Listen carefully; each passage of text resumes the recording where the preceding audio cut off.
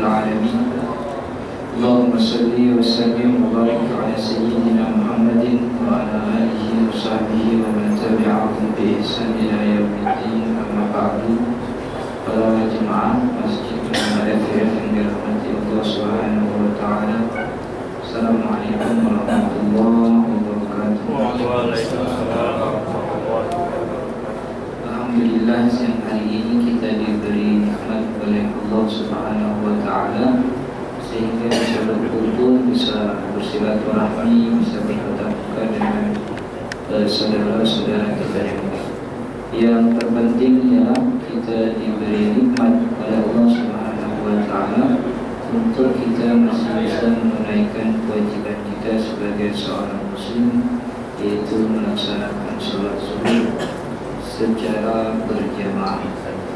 Salawat serta salam kita sampaikan kepada Nabi besar Muhammad sallallahu alaihi wasallam beserta keluarganya dan juga para sahabatnya. Para jemaah sekalian, melanjutkan kajian 2 minggu lalu, kita masih pada pembahasan tentang sholat Jumat. Kita sudah bahas tentang syarat sahnya sholat Jumat, di mana beberapa ulama masih memperdebatkan beberapa syarat, begitu ya.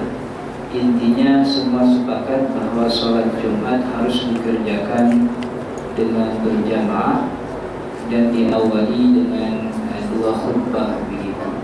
Adapun syarat lain yang masih diperdebatkan, antaranya syarat harus ada 40 orang, kemudian juga dikerjakan dalam sekali oleh satu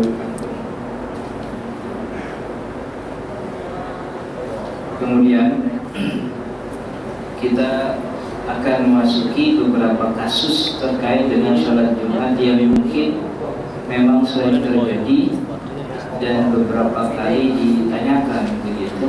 Ada kasus-kasus yang memang sering terulang terjadi ketika kita melaksanakan sholat Jumat ini. Salah satu kasus yang sering terjadi ketika sholat Jumat yang sering dipertanyakan adalah sholat Jumat di luar masjid, begitu ya. Sejatinya sholat Jumat di luar masjid tidak ada masalah, begitu, karena memang sholat Jumat sama seperti sholat lain-lainnya tidak disyaratkan harus di masjid, karena tanah dimanapun itu adalah suci dan boleh untuk dilaksanakan di atasnya sholat, begitu. Kata Nabi Muhammad sallallahu alaihi wasallam, "Ju'ilat liyal ardu masjidan wa tahura." Allah jadikan untukku dan untuk umatku, kata Nabi, tanah itu suci dan bisa didirikan di atasnya untuk tempat sujud, begitu. Jadi sebenarnya tidak ada syarat harus sholat harus di masjid, tidak ada. Tidak disyaratkan sholat Jumat harus di masjid, tidak ada. Artinya, kalaupun kita sholat di luar masjid, sholat Jumat di lapangan misalnya, atau di parkiran seperti beberapa perusahaan di Jakarta, begitu ya, karena memang tidak punya tempat khusus untuk sholat dan sebagainya, tidak ada masalah, begitu. Karena memang yang namanya sholat itu, apapun sholatnya, boleh dilaksanakan di mana saja kecuali di tempat-tempat yang terlarang, seperti sholat dulu kita sudah mempelajari tentang tempat-tempat yang mana yang boleh dan mana tidak boleh untuk dilaksanakan sholat. Tempat yang tidak boleh diantaranya kamar mandi, begitu, kemudian di tengah jalan. Kalau tengah jalan nanti kan tabrak orang, atau juga di atas Ka'bah, gitu. Nah, di atas Ka'bah itu termasuk tempat yang terlarang untuk sholat. Bingung ngadepnya kemana, begitu. Tapi kalau dalam Ka'bah boleh, di dalam Ka'bah boleh. Kalau di dalam Ka'bah menghadapnya kemana? Ayyati jihatin sya'a, kemanapun dia menghadap sah sholatnya, karena dia sudah berada di dalam Ka'bah. Kemudian juga di tempat sampah begitu, itu juga terlarang. Nah, kemudian juga ada larangan khusus dari Nabi untuk kita tidak melaksanakan sholat di kandang unta. Jadi kalau kandang kambing, kandang yang lainnya boleh, tapi kalau kandang unta nggak boleh. Itu sudah sudah dikatakan oleh Nabi. Dan tentang larangan boleh tidak bolehnya sholat di kandang kambing, beberapa ulama mengatakan ini sifatnya ta'abbudi. Di kandang unta maksudnya sifatnya ta'abbudi, ritual yang tidak ada kenapanya. Kenapa terlarang sholat di kandang unta? Ya nggak ada apa-apanya begitu, karena memang Nabi melarang itu. Kalau kita sholat di kandang unta, untanya mau kemana kan gitu intinya. Tapi memang pada dasarnya larangan itu tidak ada logikanya begitu ya. Jadi karena memang banyak ibadah-ibadah dalam Islam ini yang tidak ada logika, artinya tidak punya tujuan. Tujuannya apa? Tujuannya hanya taat kepada wahyu. Sama seperti belakangan saya sering ditanya, sholat itu tujuannya untuk kita taat kepada Allah.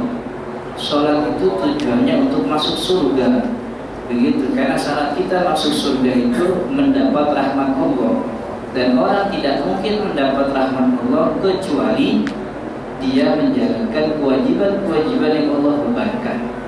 Jadi sejatinya sholat bukan untuk sehat, tapi sholat itu untuk masuk surga. Kalau mau sehat ya olahraga, makan teratur, tidur teratur, itu sehat. Adapun hikmah di balik sholat, hikmah di balik puasa dan sebagainya, itu ada. Hikmah di balik sholat nanti bisa sehat. Kemudian ada gerakan ini, ada gerakan itu hikmah. Dan hikmah selamanya tidak bisa jadi tujuan gitu. Karena kadang-kadang orang kita tuh perhitungan. Katanya sholat itu bisa bikin sehat.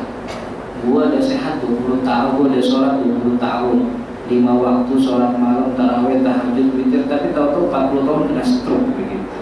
Akhirnya nuntut sama Allah. Padahal bukan itu tujuan kita sholat, ya taat sama Allah, mau masuk surga. Adapun sehat itu hikmah di balik kewajiban sholat, dan hikmah tidak pernah jadi tujuan. Kalau seandainya sholat bisa bikin sehat begitu, nyatanya orang-orang di luar Islam juga punya sehat-sehat. Mereka juga nggak pernah sholat. Orang Cina, orang Jepang umurnya jauh lebih panjang daripada orang Muslim, tapi jauh lebih sehat daripada orang Muslim. Olahraganya rajin, makannya teratur, tidurnya nggak sering. Jadi kalau dikatakan tujuannya buat sehat, bukan tujuan, hikmah. Boleh nggak mempelajarinya? Ya nggak ada masalah, silahkan pelajari hikmah-hikmah itu. Tapi jangan sampai jadi tujuan. Akhirnya kita ngomel sama Allah. Udah sholat tapi kok nggak sehat. Udah puasa tapi kok nggak sehat. Gitu. Sama seperti larangan makan babi. Larangan makan babi itu kan memang wahyu melarang kita. Wahyu Allah, ayat Allah, sabda Nabi, itu yang melarang kita. Patronnya umat muslim yang melarang. Bukan karena babi punya ini, punya itu. Dan nggak ada ceritanya orang Cina makan babi meninggal, nggak ada. Kalau seandainya babi berpenyakit, berapa orang yang harusnya meninggal gara-gara makan babi? Berarti nggak ada. Nah, larangan makan babi itu ujian iman kita kepada Allah Subhanahu wa Ta'ala. Jadi larangan, jadi ada ibadah ritual yang memang nalar tidak bisa masuk di situ. Hampir kebanyakan masalah sholat, masalah puasa, masalah haji begitu. Saya sama seperti kemarin masalah kurban. Nggak ada tujuannya. Tujuannya karena mengagungkan syiar Allah. Kalau seandainya tujuannya memberi makan orang miskin, kenapa harus nunggu lebaran haji potong kurban? Sekarang aja potong kurban bagi-bagi ke orang miskin. Tetapi ada nilai ibadah ritual di situ. Nah, itu yang menjadi ujian iman kita. Iman gak sama Allah? dengan perintah-perintah yang kadang-kadang kita tertutup akan hikmah tersebut begitu. Jadi itu ya, sholat di luar masjid. Ini ada dalam kitab Nailul Autar, disebutkan bahwa Umar bin Khattab pernah mengirim surat kepada penduduk Bahrain untuk melakukan sholat Jumat dimanapun. Jadi diriwayatkan oleh Ibnu Abi Syaibah dari Imam Ahmad bin Hanbal mengomentari hadis ini bahwa isnadnya baik begitu. Ini salah satu kitab Nailul Autar, itu kitab syarah hadis begitu, penjelasan tentang hadis yang dikarang oleh Imam Syaukani, Muhammad bin Ali Syaukani, orang Yaman gitu.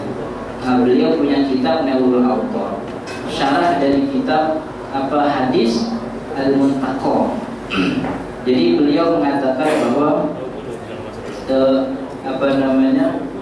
pernah ada surat dari Sayyidina Umar kepada penduduk Bahrain untuk sholat Jumat di manapun. Tapi intinya ini hanya penguat saja bahwa yang namanya sholat Jumat di masjid atau di luar masjid boleh-boleh saja begitu ya.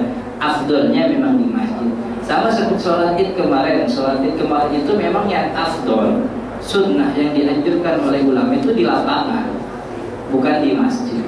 Tapi sholat di lapangan itu bukan kewajiban, hanya saja dianjurkan. Karena sholat itu semuanya ngumpul satu kampung, khawatir kalau di masjid gak muat. Maka beberapa ulama menganjurkan untuk sholat di lapangan. Karena begitu dulu Nabi Muhammad SAW melaksanakan sholat itu tidak di Masjid Nabawi.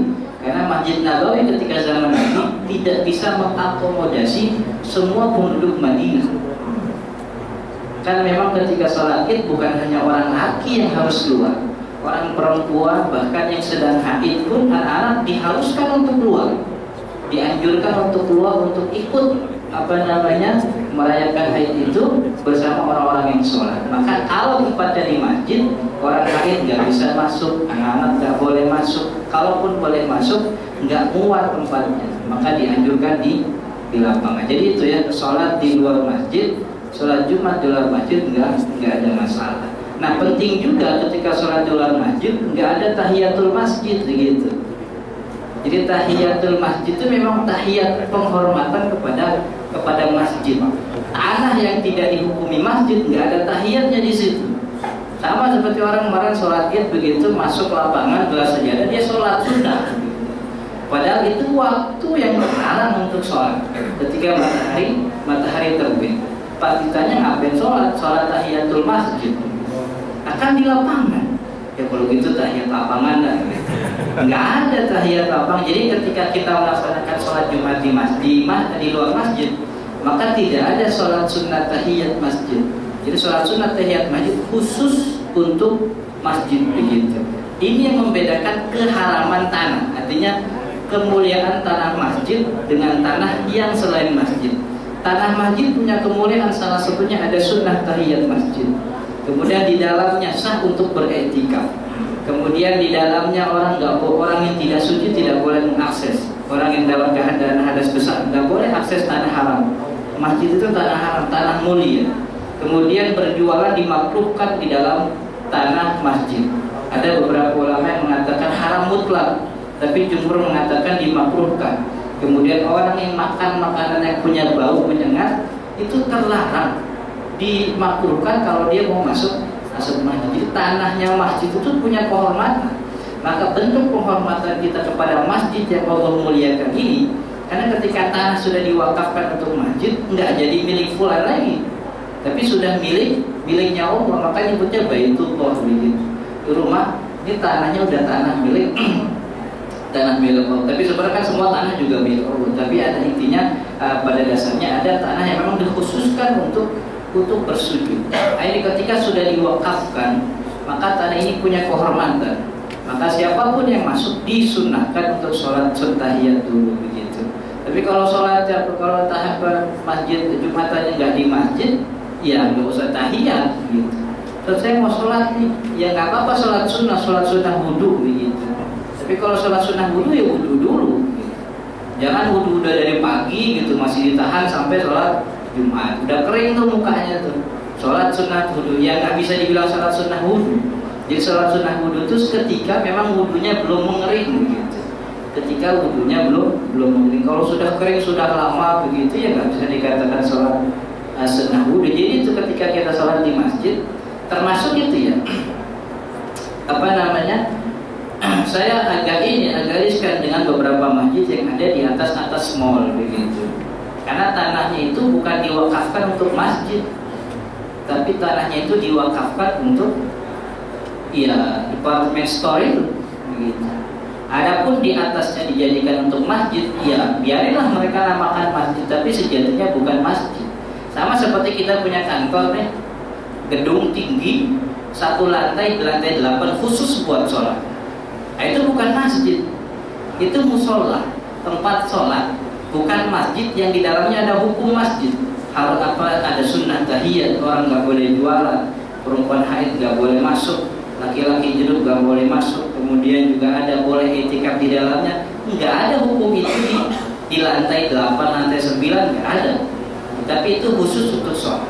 Nah, jadi beberapa ulama punya definisi tentang masjid. Pertama, tanahnya itu memang harus diwakafkan untuk masjid. Jadi nggak boleh masih milik si fulan nggak boleh. Tanahnya sudah diwakafkan loh. Kalau sudah diwakafkan, nah itu masjid. Kemudian setelah diwakafkan, didirikan atau bisa didirikan di dalamnya sholat lima waktu begitu. Ya sholat 5 waktu bisa. Azan ada, jemaahnya juga ada. Jadi masjid kantor itu kan yang ada di lantai 8 kan sholatnya paling sholat zuhur sama asar aja. Kalau udah maghrib, isya, subuh nggak ada orangnya. Dan tanahnya tidak diwakafkan. Karena tanahnya tidak diwakafkan, maka tidak ada hukum masjid di situ. Tahiyat pun nggak ada begitu. Maka ketika kita sholat di lapangan, sholat Id atau sholat Jumat yang ada di lapangan, nggak perlu tahiyatul masjid, tinggal langsung duduk aja begitu. Padahal ketika sholat Id itu matahari baru terbit. Matahari baru terbit termasuk waktu yang terlarang untuk melaksanakan sholat. Jadi itu ya, jangan sampai menyamakan pokoknya kalau di dalam sajadah berarti masjid gitu. Sholat tahiyatul masjid ya nggak begitu juga. Jadi ada itu ada tanah memang tanah disebutnya tanah haram, tanah mulia yang di dalamnya ada hukum-hukum itu. Nah, salah satu penghormatan kita kepada tanah yang sudah diharamkan, yang sudah dimuliakan, yaitu dengan melakukan sholat tahiyatul masjid. Tahiyat itu kan artinya penghormatan untuk masjid. Nah, ini sholat di luar masjid. Jadi boleh sholat Jumat di luar masjid, nggak ada masalah. Nah, kemudian yang selanjutnya yaitu kasus selanjutnya tertinggal sholat Jumat. Kemarin sudah ditanyakan. Jadi tertinggal sholat Jumat itu pertama, kalau tertinggalnya 1 rakaat maka dia bisa ikut. Artinya ketika imam salam, dia tinggal melanjutin 1 rakaat lagi. Karena sholat Jumat kan 2 rakaat. Tapi kalau terlewat ruku rakaat kedua, dia udah nggak dapat 1 rakaat. Karena udah nggak dapat 1 rakaat, maka melengkapinya juga dengan 4 rakaat sholat zuhur. Jadi begini, pada intinya sholat Jumat itu harus berjamaah. Yang namanya berjamaah dengan imam harus dapat 1 rakaat. Kalau nggak dapat 1 rakaat, maka nggak disebut berjamaah. Apa catatan orang? Apa patokan orang dikatakan dapat 1 rakaat? Dia ikut ruku sama imam. Walaupun dia nggak baca Al-Fatihah, yang penting dia ikut ruku. Imam sudah baca walau dhalin, habis baca walau dhalin, misalnya baca qul huwallahu ahad, Allahu samad, lam yalid wa lam yulad wa lam yakul lahu kufuwan ahad, dia masuk Allahu akbar, ikut ruku, nah itu dapat 1 rakaat. Kalau dapat 1 rakaat berarti dia dapat berjamaah. Tapi kalau nggak dapat 1 rakaat, imam sudah ruku, sudah i'tidal, rakaatnya kedua, dia ikut. Nggak apa-apa ikut berjamaah, tapi tidak terhitung satu rakaat. Karena tidak terhitung 1 rakaat, maka pada intinya dia tidak sholat Jumat. Artinya melengkapi dengan sholat zuhur begitu.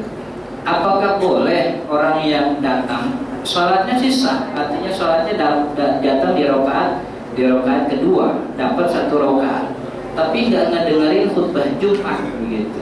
Sholat Jumatnya tetap sah, hanya saja dia berdosa meninggalkan mendengarkan khutbah Jumat. Karena mendengarkan khutbah Jumat, adanya khutbah, jadi harus dibedain. adanya khutbah itu syarat sah didirikannya sholat Jumat. Tapi mendengarkan khutbah bagi kita, bagi jemaah itu hukumnya wajib. Artinya ketika dia meninggalkan, begitu, dia dapat dosa, tapi Jumatannya tetap sah, begitu. Jumatannya tetap sah, cuman dia berdosa karena mendengarkan khutbah Jumat. Tinggal ditanya kenapa ninggalin khutbah Jumat, kenapa nggak dengan khutbah Jumat? Apa karena kerjaan yang mendesak atau apa? Nah, tinggalkan malaikat yang nyatetnya, begitu. Ini ninggalin khutbah karena apa, begitu. Kalau cuma karena banyak orang seperti di masjid gitu ya. Kalau di ya sama sih Jakarta. Kalau di daerah mungkin nggak ada ya. Jakarta pinggir sama Jakarta Tengah juga sama. Anak-anak muda biasanya datang ke masjid begitu, nongkrong di depan sambil ngerokok, gitu. Entarlah belum rame. Gitu. Imam sudah naik, sudah takbir, sudah ceramah, entarlah belum khutbah kedua, nongkrong aja di luar sambil ngobrol. Sama tukang baju, tukang kaos kan banyak tuh di luar. Nongkrong, nah itu nggak dapat khutbah tuh, dosa itu. Tapi kalau dia ketika Imam Allahu Akbar takbir sholat Jumat, dia dapat sholat Jumat, dapat sah sholat Jumat. Tapi dia berdosa karena meninggalkan kewajiban itu. Gitu. Jadi karena memang orang jualan ketika sholat Jumat itu sudah ada sejak zaman Nabi, gitu. Bahkan tuh diabadikan dalam Quran. Wa idza ra'au tijaratan aw fatu wa taraku qa'ima. Ketika para jemaah melihat ada rombongan pedagang dari luar Madinah, wa taraku qa'ima. Kamu ditinggalkan dalam keadaan berdiri. Jadi Nabi Muhammad sedang khutbah berdiri, ditinggalkan oleh para jemaah karena melihat ada tukang dagang. Yang sisanya itu tinggal 12 orang. Nah itu kemarin sudah kita cerita. Nah, ini jadi tertinggal sholat Jumat, ketinggalannya tinggal berapa rakaat? 1 apa? 2-2-nya. Kalau tinggal 1, dilengkapin 1. Karena dalam hadis disebutkan demikian. Siapa yang mendapatkan 1 rakaat pada sholat Jumat atau sholat lainnya, maka tambahkanlah rakaat lainnya, maka dia terhitung mendapat sholat itu. Gitu. Nah, jadi man adraka raka'atan min sholatil jum'ati aw ghairiha falyudif ilaiha ukhra wa qad tammat sholatuhu. Siapa yang mendapat 1 rakaat, begitu. Dalam hadis lain disebutkan waman adraka ruku faqad adraka rakaah. Yang dapat 1 rakaat itu yang dapat ruku, yang ikut ruku. Kalau nggak ikut ruku ya nggak dapat rakaat. Kemudian sholat zuhur sesudah sholat Jumat. Kemarin sudah kita singgung sholat zuhur setelah sholat Jumat. Ini kebiasaan beberapa mazhab. Yang paling nyantap itu mazhabnya Imam Syafi'i. Karena memang beberapa syarat dalam mazhab Imam Syafi'i agak sulit terlaksana. Karena sulit terlaksana itulah khawatir bahwa Jumat yang mereka laksanakan itu tidak sah. Maka mereka melakukan sholat zuhur lagi.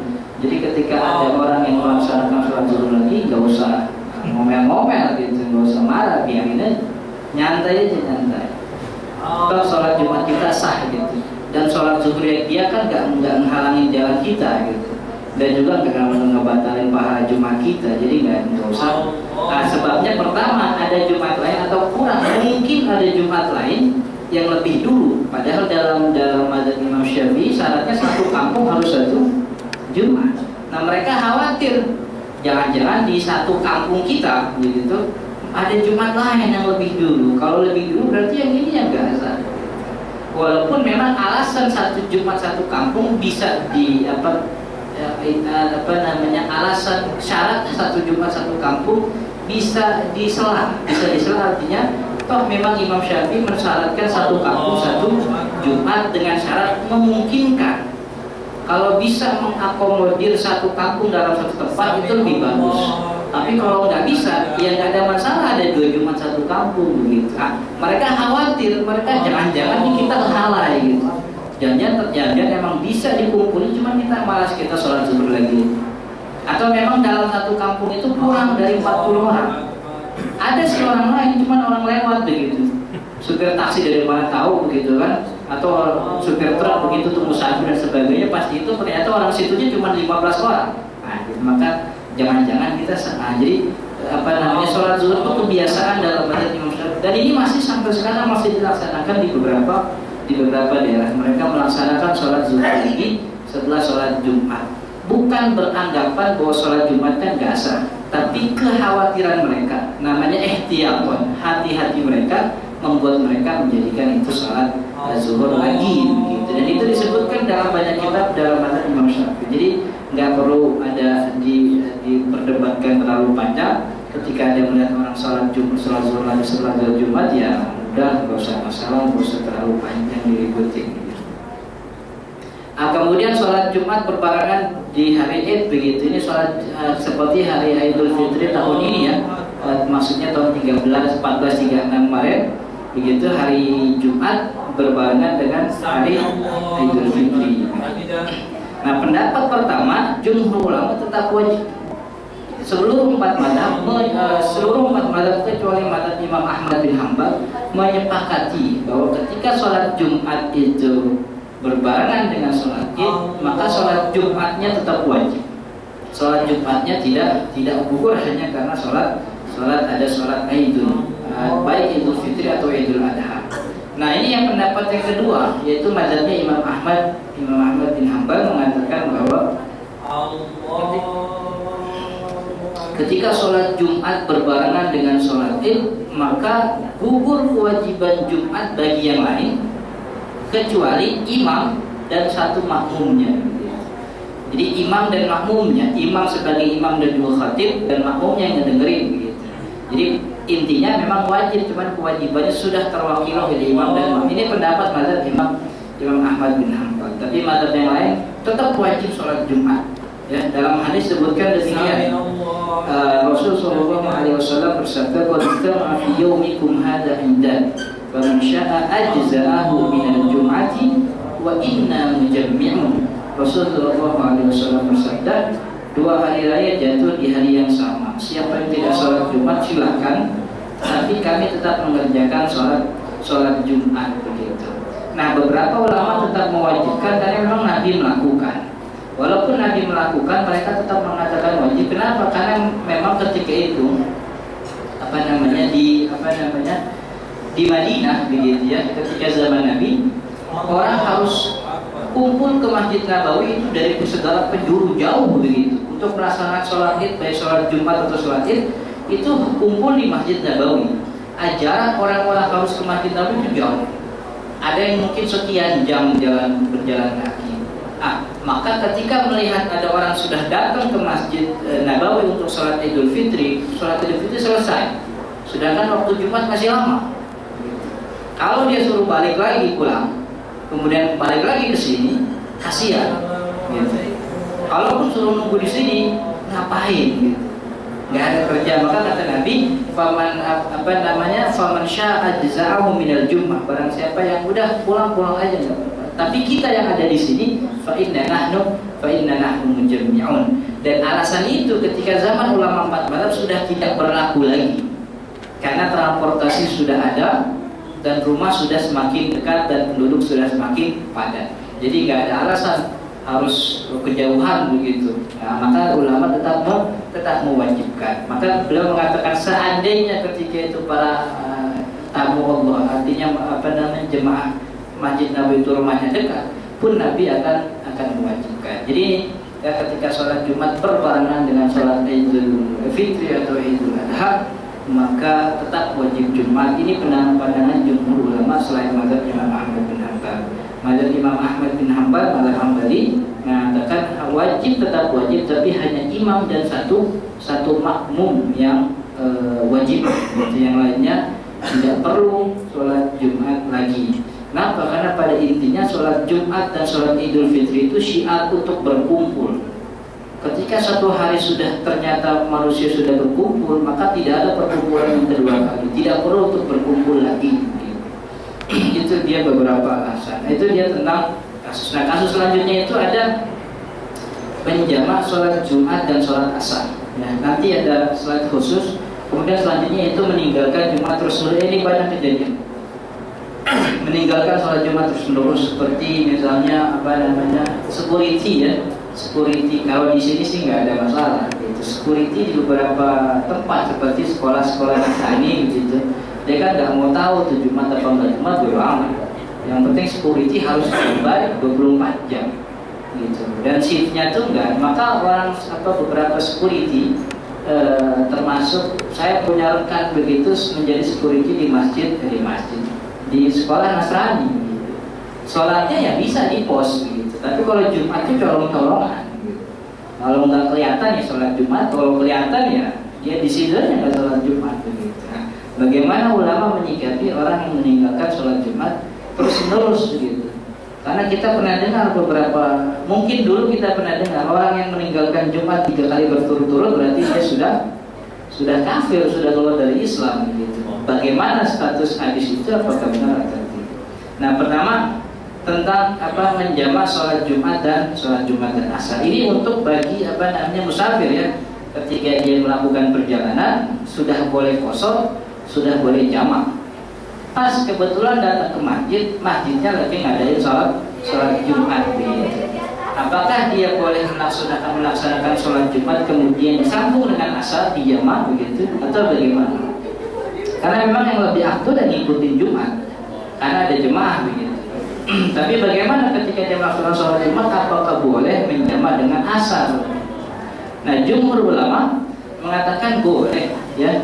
Jadi kita sholat Jumat ya dijamak dengan asar ya boleh-boleh aja. Jumhur ulama mengatakan boleh, tapi mazhab Imam Ahmad bin Hanbal enggak boleh. Apa alasan jumhur ulama mengatakan boleh? Pertama, tidak ada nas yang melarang. Artinya tidak ada teks dari Nabi ataupun dari sahabat yang melarang itu.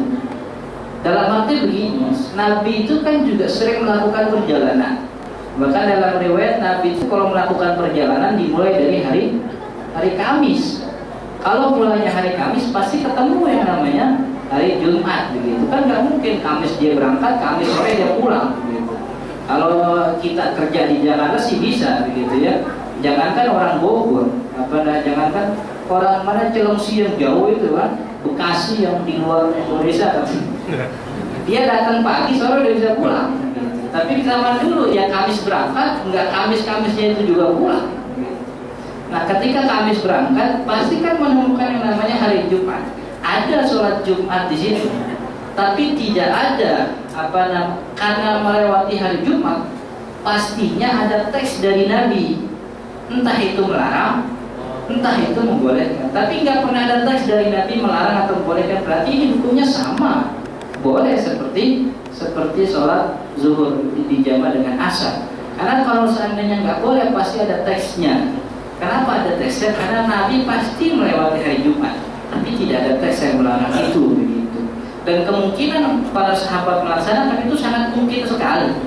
Kemungkinan dipertanyakan itu sangat mungkin sekali. Itu pertama, tidak ada teks yang melarang. Artinya karena tidak ada teks yang melarang, ya sudah, bolehlah menjamak zuhur dengan asar.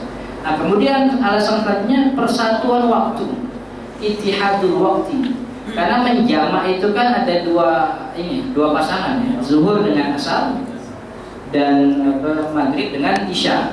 Jadi itu jamak itu pasangan cuma dua, zuhur dengan asar, maghrib dengan isya. Jadi nggak ada subuh zuhur begitu atau asar ke maghrib, nggak ada. Jadi pokoknya cuma dua, zuhur sama asar, maghrib, isya. Nah, Jumat itu kan waktunya waktu zuhur. Karena waktu zuhur, ya boleh dong dijamak dengan asar. Toh yang namanya menjamak itu kan bukan menggabungkan dua sholat, tapi menggabungkan dua sholat, tapi menggabungkan satu waktu.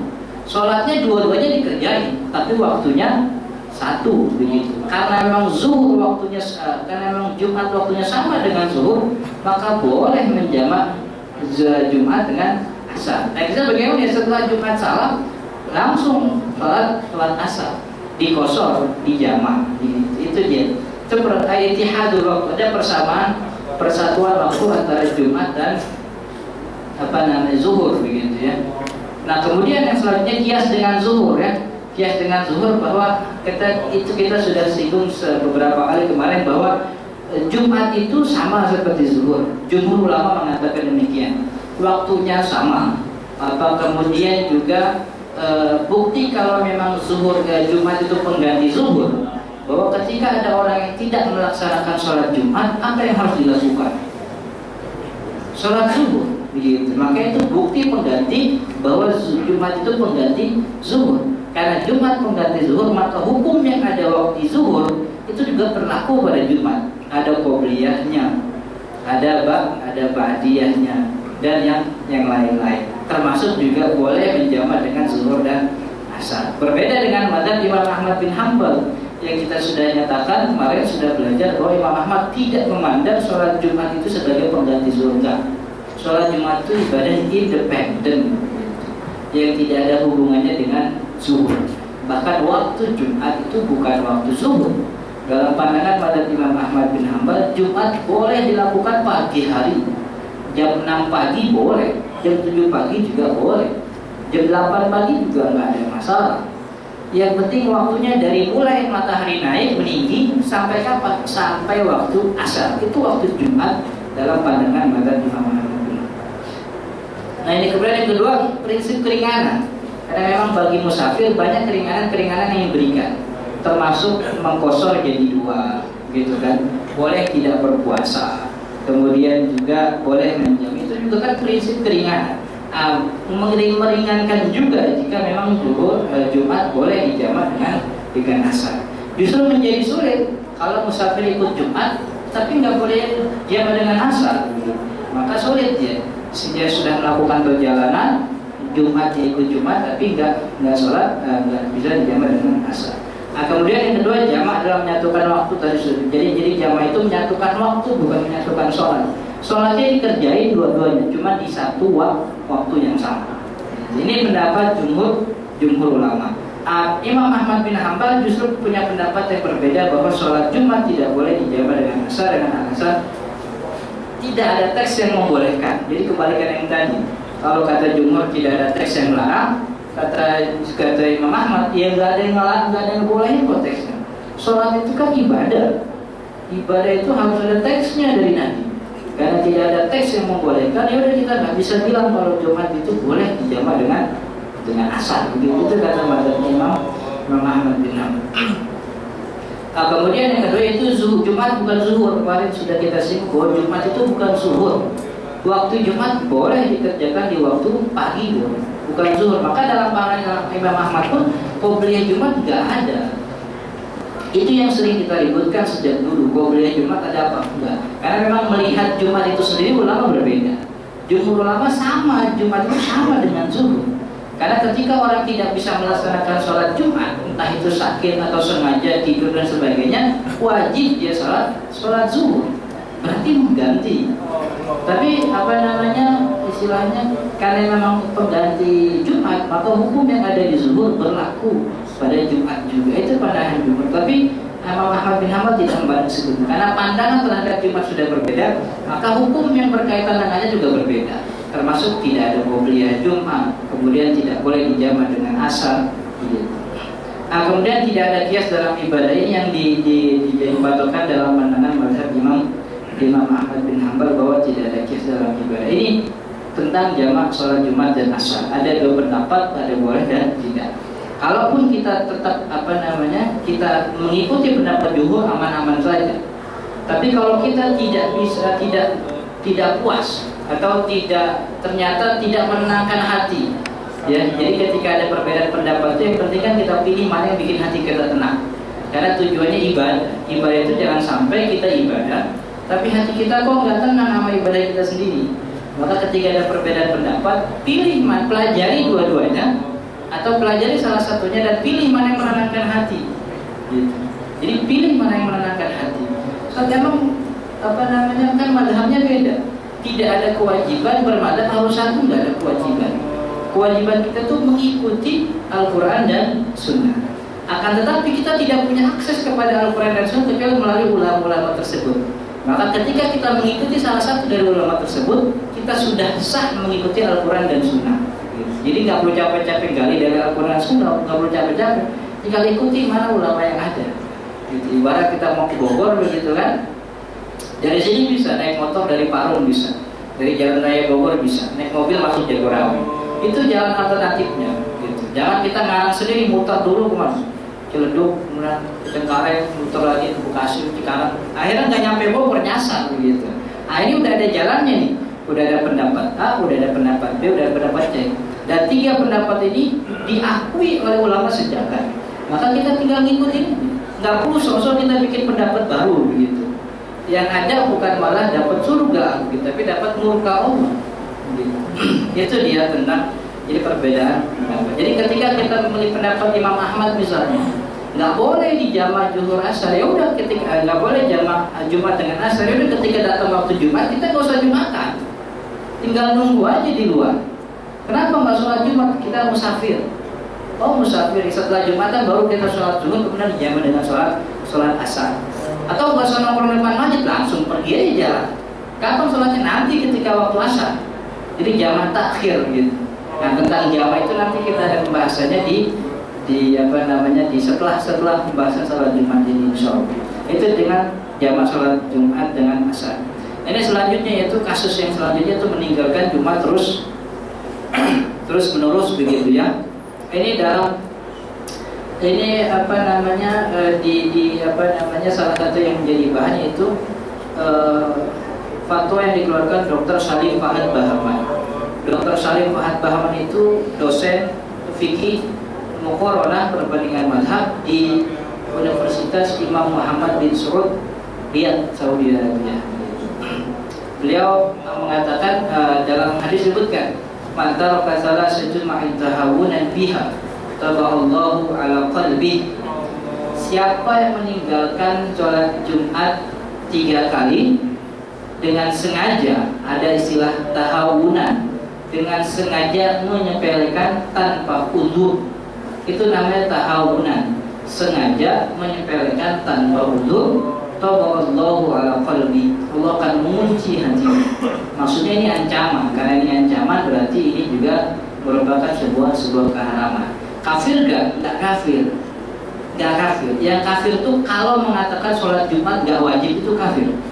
Tapi kalau gak sholat Jumat dosa, cuma dosanya gede gitu. Ketika ditanya kenapa gak sholat Jumat, ya gak mau aja gitu. Tapi sholat Jumat wajib gak? Wajib. Itu masih muslim. Masih muslim, gak kafir. Sama seperti sholat lain gitu. Ya, punya suami, punya istri gak sholat, ditanya kenapa gak sholat, ya males lah gitu. Tapi sholat wajib tahu, ayah masih muslim. Kalau masih muslim jangan sampai diceraikan, kan sayang. Kalau masih sayang. Jadi karena ada beberapa orang yang dengan enaknya begitu menceraikan suami atau istrinya dengan alasan tidak sholat. Jadi bagi saya itu medan dakwah seorang istri atau seorang suami. Jadi kalau kita mau enaknya doang ninggalin begitu, cerai begitu. Pas udah kaya deketin lagi gitu, sama aja bohong. Itu medan dakwah kita. Kata Nabi Muhammad SAW, la yahdiyallahu bika rajulan khairul laka min humrin ni'am. Kalau ada orang dapat hidayah gara-gara kita, Allah menghidayakan orang karena wasilah kita, khairul laka min humrin ni'am. Itu lebih baik daripada humrun ni'am. Humrun ni'am itu unta merah. Unta merah itu barang paling mahal ketika masa-masa Nabi. Jadi itu salah satu bahwa kecerdasan Nabi itu mendakwahi kaumnya sesuai dengan pemahaman kaumnya. Karena memang orang pahami ketika itu yang mahal itu bukan cuma unta, bukan cuma kebun. Kalau unta biasa, kebun biasa, tapi kalau udah unta merah, wah ini berarti kaya banget, mahal banget. Orang yang ini tajir banget gitu. Ya, kalau cuma punya mobil ya biasa gitu ya. Kalau cuma punya showroom biasa begitu. Pabrik mobil lah itu baru tuh mahal, jago banget begitu. Kalau batu akinya cuma 200.000, 300.000 ya enggak. Tapi yang mahal tuh berapa? Yang 4 miliar gitu ya. Itu jadi ketika itu barang paling mahal itu unta merah, maksudnya tinggi banget nilainya. Allah menghidayakan orang gara-gara kita, gara-gara wasilah kita. Itu khairul laka min humrin ni'am. Itu sangat tinggi nilainya dan lebih berharga dibanding unta merah. Jadi ketika kita punya anak, punya pasangan suami istri, itu medan dakwah kita. Ngomongin baik-baik. Jangan kita punya ninggalin. Ternyata pas sudah sadar deketin lagi begitu. Jangan. Ya mau enaknya doang begitu kan. Dakwahi kita punya anak istri nggak belum berkerudung ya, ngomongin baik-baik dari pertama. Sehari, 2 hari gitu. Jangan istilahnya perempuan laknat, nggak berkerudung, nggak sholat gitu. Wah, itu dakwah kita gitu. Itu beda dakwah kita begitu. Dan betapa sangat lembutnya Nabi kepada orang yang tidak apa. Jangankan sama orang Muslim, Nabi itu nangis ketika melihat ada jenazah Yahudi di depannya lewat. Nangis Nabi, nggak ngomel-ngomel, nggak tenang. Wah, alhamdulillah Yahudi musuh kita mati satu. Enggak, Nabi nangis. Yahudi, jenazah orang Yahudi lewat depan rumah dia, Nabi nangis. Ketika tanya Nabi kenapa nangis? Saya takut itu jadi tanggung jawab saya. Dia meninggal, belum Islam udah meninggal. Saya kan punya tugas mendakwakan Islam. Tapi ada orang yang tinggal bersama saya, hidup zaman saya, melihat saya, tapi belum Islam. Saya takut jadi tanggung jawab saya nanti. Nangis Nabi. Kita punya pasangan suami, punya istri nggak sholat, itu jadi tanggung jawab kita. Jadi jangan putus asa. Dakwain aja terus tiap hari. Kalau udah kita dakwain, insya Allah kita udah diangkat istilahnya. Kewajiban kita sudah diomongin ini, omongin tapi nggak tetap ya udah nih. Jadi omongnya kalem gitu, santai. Cakep kan pakai kerudung, mama gitu. Mama cakep pakai kerudung nih gitu. Ya, jadi itu dia suami juga gitu, papa ganteng kalau ke masjid gitu. Kalau ke masjid doang. Jadi itu maksud saya model dakwah kita tuh jangan keras-keras. Gitu, jangan keras-keras. Bahkan kata Nabi, kata Allah dalam surat saya lupa, fa bima rahmatin minallahi linta lahum walau kunta faddan ghalidul qalbi lan faddu min hawlik. Itu kata Allah kepada Nabi Muhammad, fa bima rahmatin minallahi linta lahum. Kalau bukan dengan rahmat Allah kamu bisa berlunak kepada mereka, walau kunta faddan ghalidul qalbi lan faddu min hawlik. Kalau seandainya kamu keras, ghalidul qalbi, keras hati, nggak mau terima orang salah, lan faddu min haulik, pasti mereka kabur. Tapi karena rahmat Allah bikin kamu lunak kepada orang, sayang sama orang, gitu kan. Nabi itu punya salah satu budaknya tuh gulangnya orang Yahudi. Orang Yahudi kemudian satu hari, orang Yahudi Nasrani atau Yahudi, kemudian dia nggak masuk, 2 hari nggak masuk, 3 hari nggak masuk, ditanya kemana nih gulang? Oh rupanya gulangnya lagi sakit. Dijenguk sama Nabi ke rumahnya. Ternyata sakitnya parah, mau meninggal tuh gulang. Gulang tuh ibaratnya apa sih istilahnya? Kalau bahasa ininya ya pembawa akli itu. Cuma anak muda gitu. Ya budak lah begitu. Tuh rupanya mau meninggal. Sakitnya sekarang. Kemudian dideketin sama Nabi. Begini ya. Takutnya nanti keburu meninggal, sebelum meninggal syahadat dulu deh biar selamat gitu. Kata Nabi, isyhad annallaha la ilaha illallah wa anni rasulullah.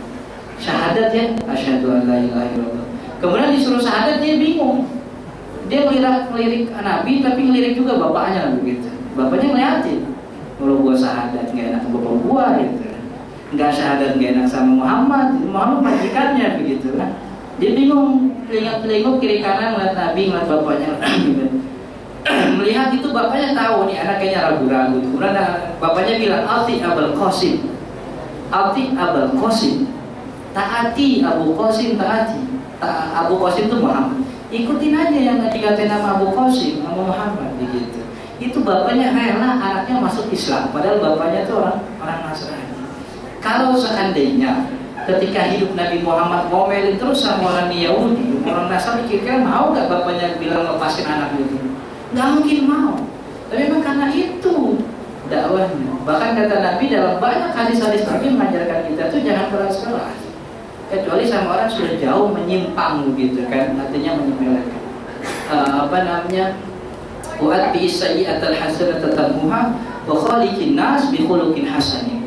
Wa'at bi sayyi'atal hasanata tamhuha, dan ikutilah kejahatan itu dengan kebaikan, insya Allah akan menghapus dosa kejahatan itu. Wa khaliqin nas bi khuluqin hasanin, dan pergaulilah manusia bi khuluqin hasanin, dengan akhlak yang baik.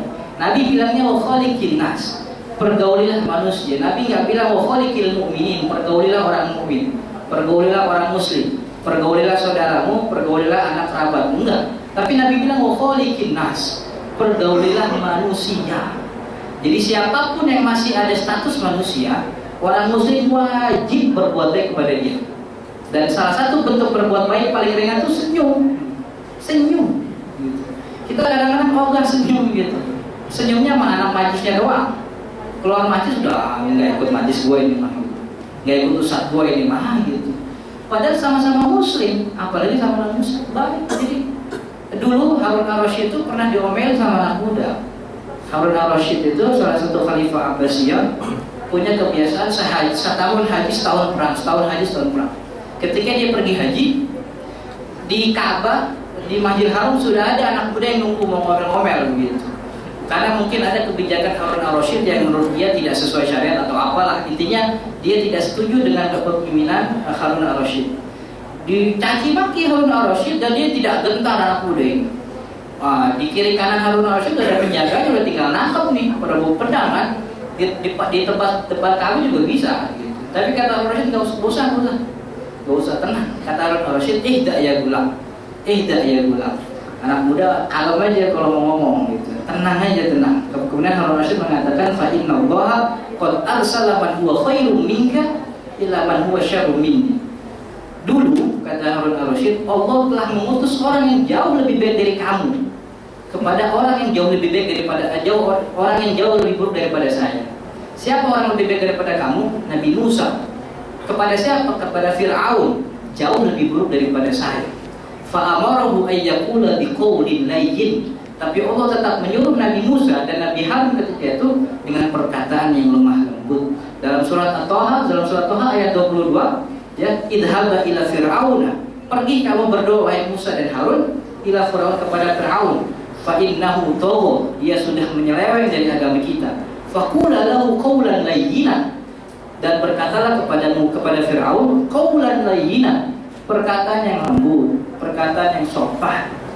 Fir'aun udah pasti masuk neraka, ngaku Tuhan. Tapi kata Allah kepada Nabi Musa, mau ngomong yang baik, la'allahu yatadzakkaru aw yakhsha. Mudah-mudahan aja dia ingat sama Tuhannya dan dia bisa takut sama Tuhannya. Mudah-mudahan. Nabi Musa gitu. Jadi itu ketika ada orang melihat kesalahan, jangan melihat dengan mata yang ini orang terlaknat gitu. Banyak dosa gitu. Ya sama seperti kita. Kita itu kan manusia, pasti bisa salah. Ketika kita salah kan yang kita pengen apa? Orang memaklumi kita, memaafkan kita. Maka ketika ada orang lain salah, sama itu wajib kita memaklumi, memaafkannya begitu. Karena kata Nabi, la yu'minu ahadukum hatta yuhibba li akhi ma yuhibbu li nafsi. Orang tidak dikatakan beriman ketika dia sudah mencintai untuk dirinya, mencintai untuk saudaranya sebagaimana dia mencintai untuk dirinya. Dia cinta dirinya dimaafkan, maka dia juga harus cinta memaafkan orang lain.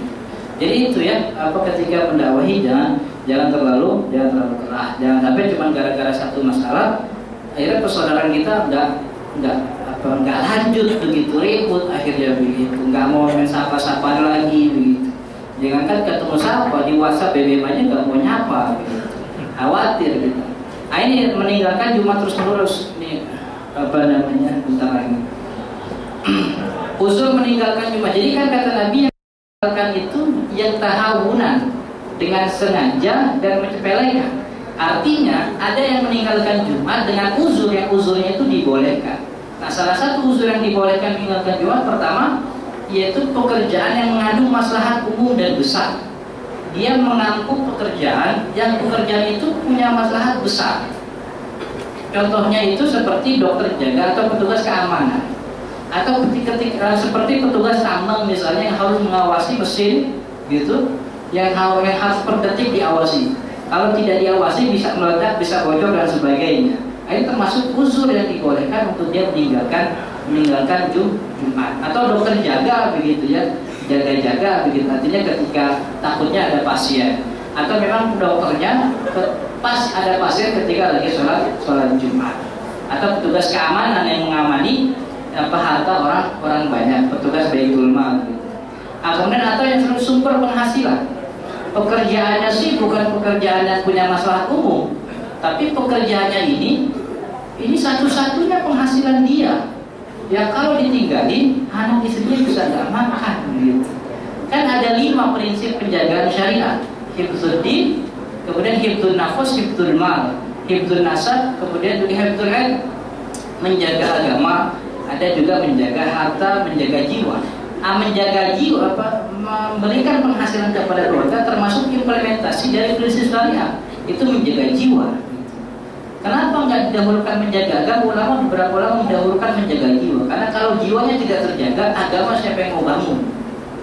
Jadi jiwanya dulu dijaga, baru agamanya dibangun. Maka ketika memang kerjaan itu satu-satunya penghasilan yang tidak mungkin tidak dikerjakan, harus dikerjakan, dan dia belum punya opsi untuk itu, maka itu termasuk yang dibolehkan. Ini dalam kitab Al-Insaf, Imam Al-Mardawi mengatakan di antara yang dibolehkan seorang untuk tidak menghadiri Jumat dan sholat berjamaah adalah kekhawatiran akan hilangnya sumber penghasilan, sumber penghidupan sehari-hari.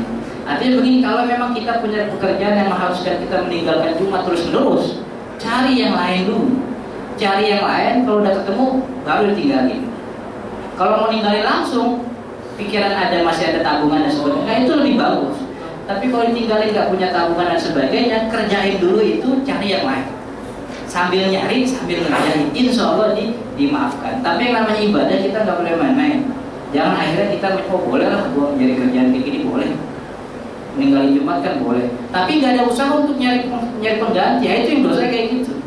Kata Ustaz kemarin, pekerjaan penghasilan sehari-hari itu boleh untuk ninggalin kita Jumat gitu. Jadi kita ninggalin Jumat nggak apa-apa gitu. Tapi nggak ada upaya untuk nyari pengganti, sama aja bohong gitu. Jadi nggak boleh kayak gitu. Jadi ketika untuk satu-satunya penghasilan dan tidak bisa ditinggal, itu yang dibolehkan. Tapi dengan syarat dia mencari pengganti, pengganti, jangan sampai pekerjaannya selalu membuat dia meninggalkan sholat Jumat. Baik, mungkin itu yang bisa saya sampaikan. Mudah-mudahan ada manfaatnya. Sebelum kita tutup, yang ingin bertanya silahkan. Ada yang ingin bertanya atau tidak? Ya, baik, kita tutup dengan kafaratul majlis. Namun sebelum kita tutup, besok insya Allah tanggal 9 Muharram, hari Jumat tanggal 10 Muharram, ada sunnah puasa Asyura, sunnah puasa tanggal 10. Dianjurkan digabung dengan tanggal 9-nya gitu. Kalau tanggal 9-nya nggak bisa, ya tanggal 10-nya maunya tanggal 10 aja juga nggak masalah. Tapi dia dianjurkan digabungkan dengan tanggal 9. Kalau tanggal 9-nya nggak bisa, ya tanggal 10 dan 11. Kalau tanggal 9 dan 11 nggak bisa, tanggal 10-nya juga nggak bisa, ya udah nggak apa-apa.